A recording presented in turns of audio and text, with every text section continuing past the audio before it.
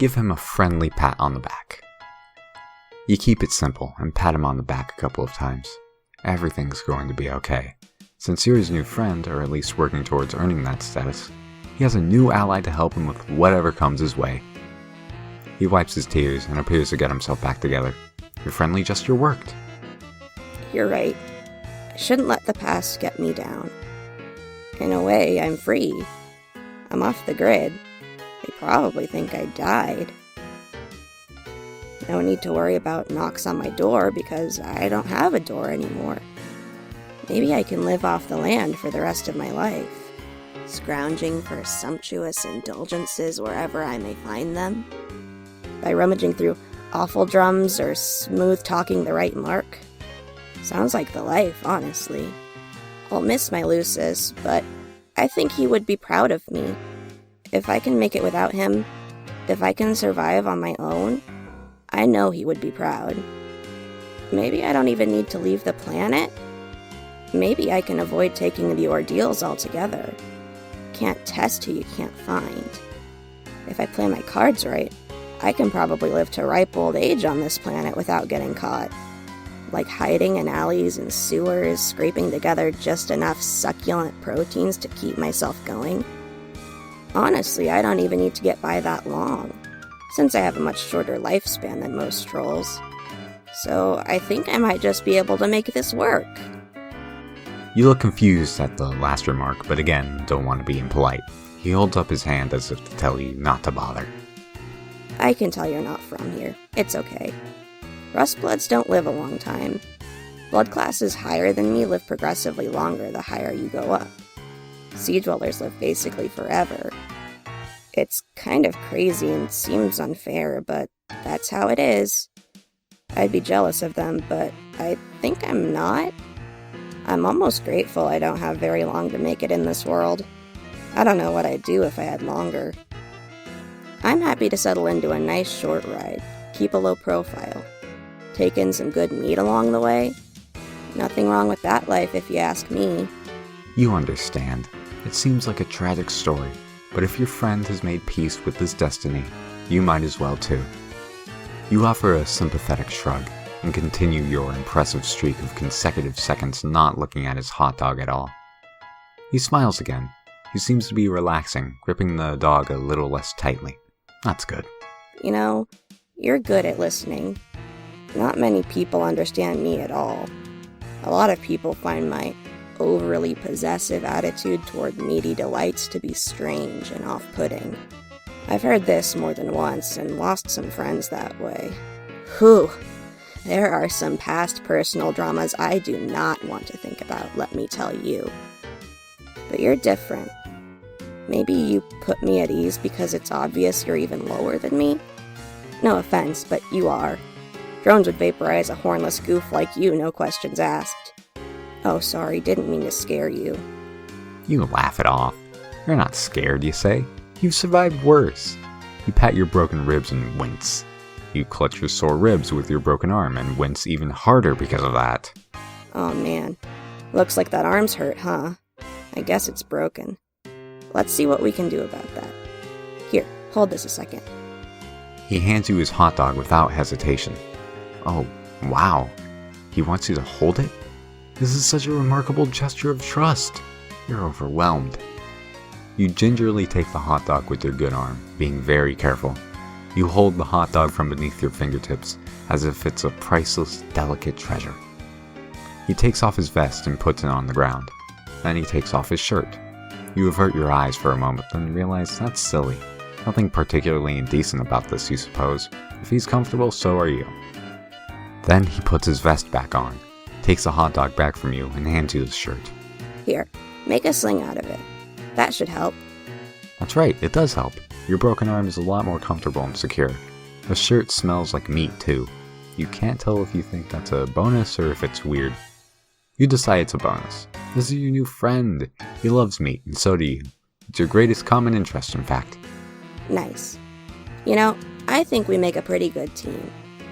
I don't know if I'm ready to officially call you my friend yet, but I may be getting close. You're pushing all the right buttons, man. Just being someone who listens and understands. You have no idea how much that means to me. You're so happy to hear this. It makes your heart sing.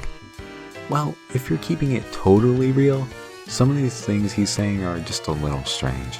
Like maybe this boy wasn't really socialized properly by his Lussus, you guess?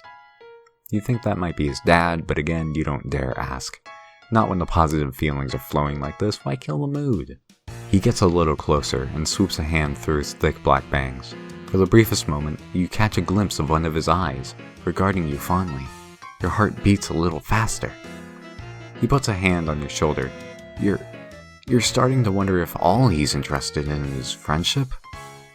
You hope that's all he wants. You don't think you're ready for anything more than that. You're desperate for friendship or really companionship of any sort, but that's moving pretty fast for you. But you're too nervous to make your feelings clear on all this. If he goes any further, you're not sure you'll have the will to protest. Listen, dude.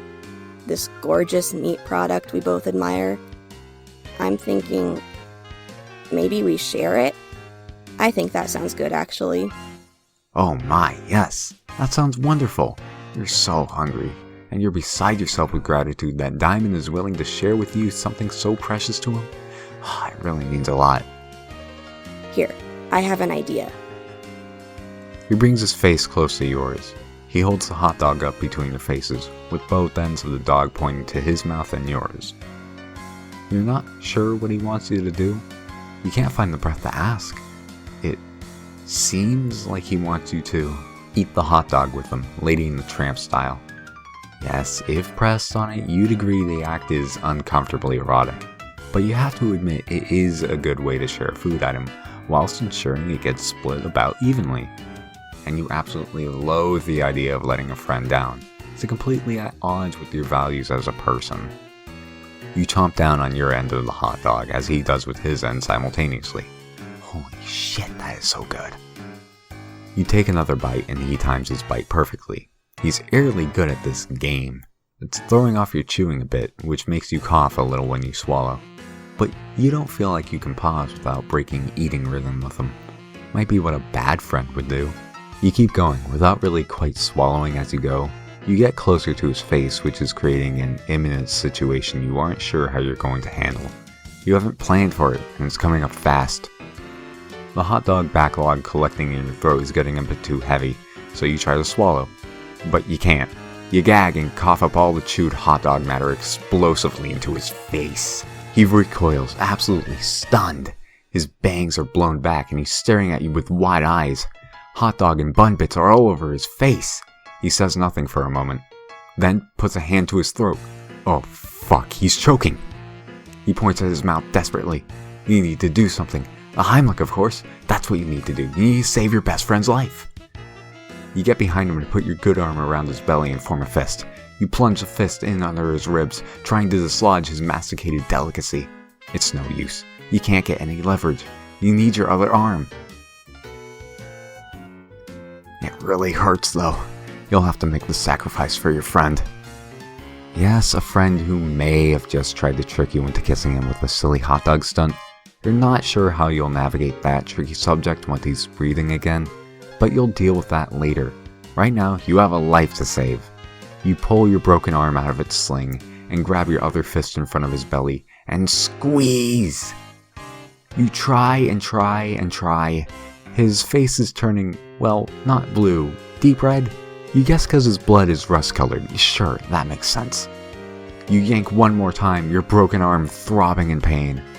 A huge gob of chewed hot dog launches out of his mouth like a cannonball, and the expulsion creates enough force in the other direction. It causes you to actually lift him up into the air and accidentally suplex him into the mud behind you. You in turn start to tumble over him, and the two of you are soon locked into an inseparable pinwheel of interspecies downhill mayhem. You roll and roll down the grassy incline toward a nearby neighborhood, toward a street. Luckily, you stop just short of the street, but Diemen's neck lands right on the sharp edge of a curb, and after flipping in the air once or twice, you come down right on his face with your big ass. You hear a crack. Diemen, you slap his cheek a little. No response. He's not breathing. You check his mouth. Throat is clear of hot dog debris. Oh God. This can't be happening. You look around, panicked. This isn't what you need right now. All you wanted was a friend. You can't be held responsible for alien murder. You have to hide the body. See a couple of kids creeping out of nearby houses to see what all the commotion is. There's no time. You've got to find a bush or something. There, over there. Looks like a little alien bushy thing. It's pretty small, but it'll have to do. You drag the vested, shirtless carcass over to the bush. You dump the body in the bush, and it's really not convincing. It looks like a dead kid was unceremoniously dropped on top of a small bush in a poor attempt to conceal a murder. You've got to come up with a better... Wait a minute. Someone is standing behind you. Hello, stranger. Don't worry about this little mess you've made. I'll take care of it for you.